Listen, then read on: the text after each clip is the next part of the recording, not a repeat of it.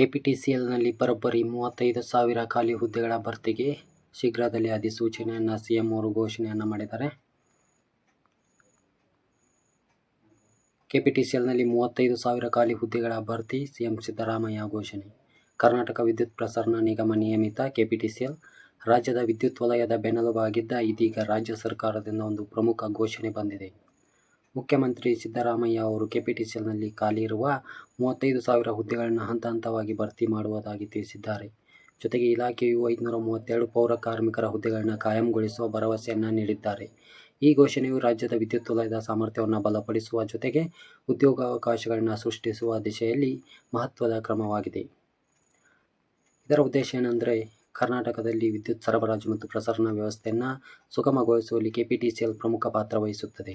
ರಾಜ್ಯದ ನಗರ ಮತ್ತು ಗ್ರಾಮೀಣ ಪ್ರದೇಶಗಳಲ್ಲಿ ವಿಶ್ವಾಸಾರ್ಹ ವಿದ್ಯುತ್ ಪೂರೈಕೆಯನ್ನು ಖಾತರಿಪಡಿಸುವ ಜವಾಬ್ದಾರಿ ಈ ಸಂಸ್ಥೆಯ ಮೇಲಿದೆ. ಆದರೆ ಕಳೆದ ಕೆಲವು ವರ್ಷಗಳಿಂದ ಸಿಬ್ಬಂದಿ ಕೊರತೆಯಿಂದಾಗಿ ಕೆಲವು ಕಾರ್ಯಕ್ಷಮತೆಯ ಸಲುವಾಗಿ ಎದುರಾಗಿದೆ. ಈ ಕೊರತೆಯನ್ನು ನೀಗಿಸಿ ಇಲಾಖೆಯು ಕಾರ್ಯಕ್ಷಮತೆಯನ್ನು ಉನ್ನತೀಕರಿಸಲು ಸರ್ಕಾರ ಈ ಭರವಸೆಯನ್ನು ನೀಡಿದೆ. 35,000 ಖಾಲಿ ಹುದ್ದೆಗಳ ಭರ್ತಿಯನ್ನು ಕೆಪಿಟಿಸಿಎಲ್ನ ಕಾರ್ಯಾಚರಣೆಯ ಸಾಮರ್ಥ್ಯ ಹೆಚ್ಚಿಸಲಿದೆ. ಇದರಿಂದ ರಾಜ್ಯದ ವಿದ್ಯುತ್ ವಿತರಣೆ ಗುಣಮಟ್ಟ ಸುಧಾರಿಸುವುದಷ್ಟೇ ಅಲ್ಲ, ರಾಜ್ಯದ ಯುವ ಜನತೆಗೆ ದೊಡ್ಡ ಪ್ರಮಾಣದಲ್ಲಿ ಉದ್ಯೋಗಾವಕಾಶ ಒದಗಲಿದೆ. ಈ ಯೋಜನೆಯ ರಾಜ್ಯದ ಆರ್ಥಿಕತೆಯ ಮೇಲೂ ಸಕಾರಾತ್ಮಕ ಪರಿಣಾಮ ಬೀರಲಿದೆ. ಹುದ್ದೆಗಳ ವಿವರ. ಈ 35,000 ಹುದ್ದೆಗಳ ವಿವಿಧ ಹಂತಗಳಲ್ಲಿ ಭರ್ತಿಯಾಗಲಿವೆ. ಇವುಗಳಲ್ಲಿ junior station attendant, junior powerman, assistant engineer, junior engineer, ಆಡಳಿತಾತ್ಮಕ ಸಿಬ್ಬಂದಿ, ತಾಂತ್ರಿಕ ಸಿಬ್ಬಂದಿ ಮತ್ತು ಇತರೆ ಸಹಾಯಕ ಹುದ್ದೆಗಳು ಸೇರಿವೆ.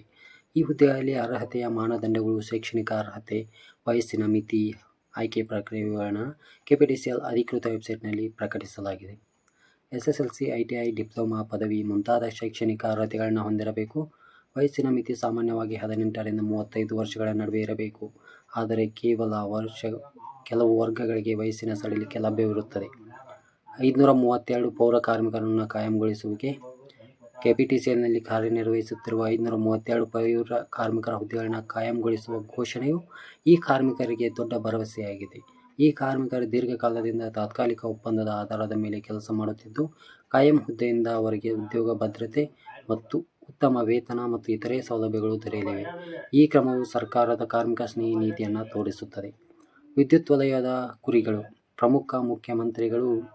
ಮುಖ್ಯಮಂತ್ರಿಗಳ ಪ್ರಕಾರ ರಾಜ್ಯದಲ್ಲಿ ರೈತರಿಗೆ ಮತ್ತು ಕೃಷಿ ಚಟುವಟಿಕೆಗಳಲ್ಲಿ ಹಗಲು ವೇಳೆಯಲ್ಲಿ ಕನಿಷ್ಠ 7 ಗಂಟೆಗಳ ಕಾಲ ವಿಶ್ವಾಸಾರ್ಹ ವಿದ್ಯುತ್ ಸರಬರಾಜು ಒದಗಿಸುವ ಗುರಿಯನ್ನು ಸರ್ಕಾರ ಹೊಂದಿದೆ. ಈ ಗುರಿಯನ್ನು ಸಾಧಿಸಲು 60,000 ಮೆಗಾವ್ಯಾಟ್ ವಿದ್ಯುತ್ ಉತ್ಪಾದನೆಯ ಗುರಿಯನ್ನು ತಲುಪುವ ಕಾರ್ಯತಂತ್ರವನ್ನು ರೂಪಿಸಲಾಗಿದೆ. ಈ ಯೋಜನೆಯ ಭಾಗವಾಗಿ ಹೆಚ್ಚಿನ ಸಿಬ್ಬಂದಿ ನೇಮಕಾತಿ, ವಿದ್ಯುತ್ ಉತ್ಪಾದನೆ, ಪ್ರಸರಣ ಮತ್ತು ವಿತರಣೆ ಕಾರ್ಯಕ್ಷಮತೆಯನ್ನು ಹೆಚ್ಚಿಸಲಿದೆ.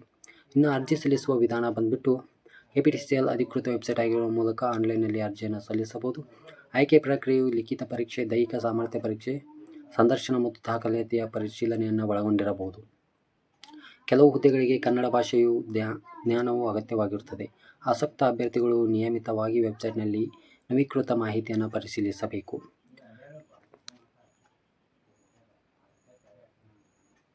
ಈ ನೇಮಕಾತಿಯ ಪ್ರಕ್ರಿಯೆಯು ಕರ್ನಾಟಕ ವಿದ್ಯುತ್ ವಲಯವನ್ನು ಬಲಪಡಿಸುವುದಷ್ಟೇ ಅಲ್ಲ, ರಾಜ್ಯದ ಯುವ ಜನತೆಗೆ ಹೆಚ್ಚಿನ ಉದ್ಯೋಗಾವಕಾಶವನ್ನು ಸೃಷ್ಟಿಸುವ ಹಾಗೂ ಗ್ರಾಮೀಣ ಮತ್ತು ನಗರ ಪ್ರದೇಶಗಳ ಗುಣಮಟ್ಟ ಸುಧಾರಣೆಯಾಗಲಿದೆ.